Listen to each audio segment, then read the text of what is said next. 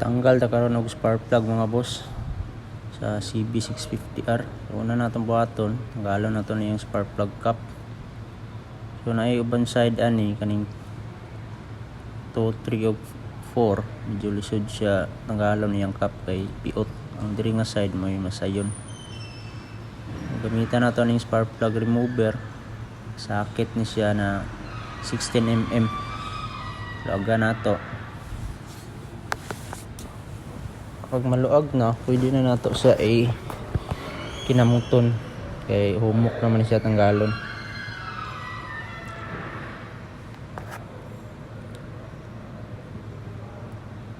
Ana lang, humok naman siya. Check nato kung sa status ay yung spark plug, black ba siya or white. So mo na yung spark plug karon, white ng iyang reading, kita ninyo puti.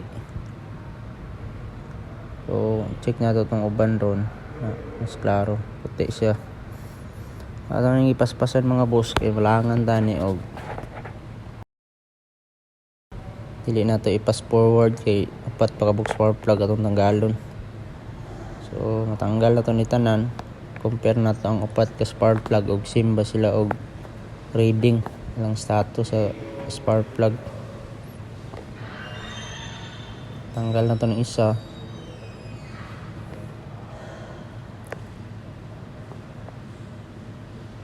Kani check nato murag puti gid siya. So compare nato ang upat. So muna ning spark plug niya mga boss. Ang gamit din niya ani brace spark plug. So muna yung spark plug na upat ka buok. So makita ninyo puti gid ang iyang reading, no. So puti.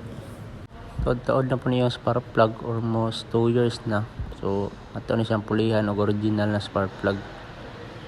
So salamat mga boss.